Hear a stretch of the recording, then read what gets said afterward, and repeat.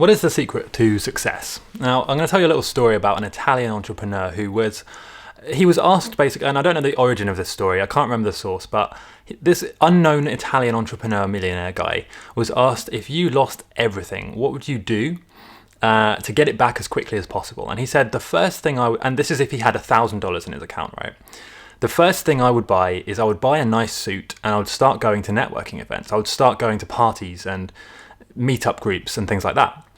And the guy was like, what do you mean? You just buy a suit? I mean, wouldn't you invest in a business or, buy some stock to sell or something like that? And he said, no, the most important thing is the people you know and your network. Your network is your net worth. And this is a lesson that I learned quite late in life because I, for a long time, thought I could just do everything myself and just, be a lone wolf and that kind of thing. But business and success and happiness in general is not just about you. It's about actually your connection and interrelation with other people.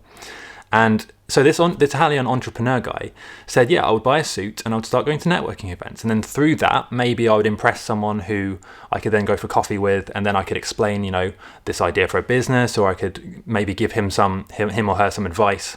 And then that could become a connection, that could become a business partnership and that kind of thing. And it's interesting that this is the thing he would do if he wanted to get back his success as quickly as possible. And so you've got to think, this is a lesson from somebody, and I don't know the source, but this is like quite a commonly said thing. A lot of people think the same thing. When asked, how would you, if you lost everything and you had to build it back as quickly as possible, what would you do in the first 30 days? When you had nothing? And a lot of people would actually do that. They would call people on the phone. They would email or contact people. There would be some kind of interaction between the person and another person.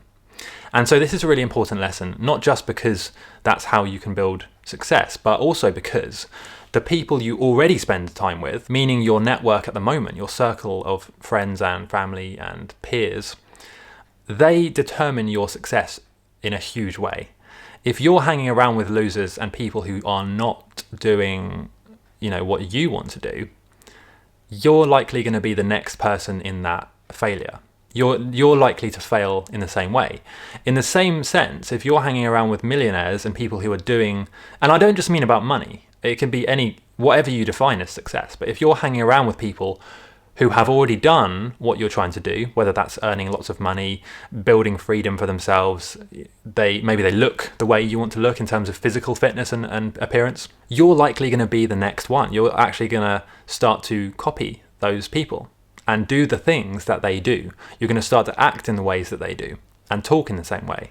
And then that's going to lead to you actually becoming more like those people.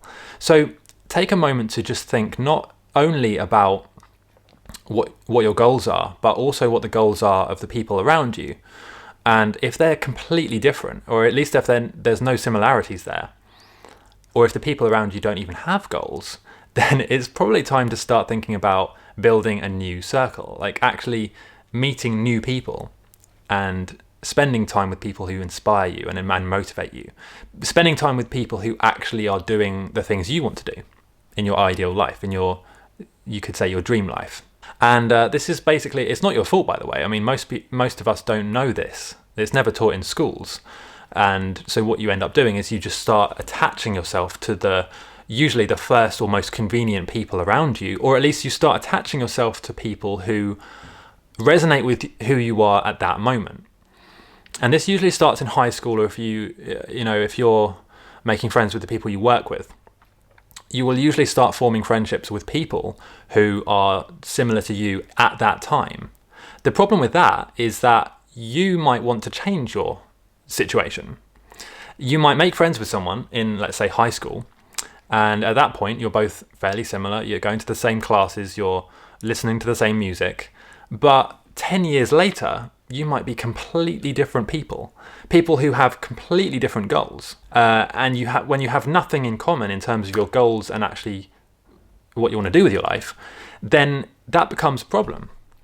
Because you've known them for ages, but if they're not helping you, if you're not helping each other to achieve your goals because you don't have similar goals, then you're kind of going to run into problems if you spend too much time with that person. And it gets even worse if they not only have different goals, but if they have no goals. Because when you have no goals, you're going to find that you want to criticize people.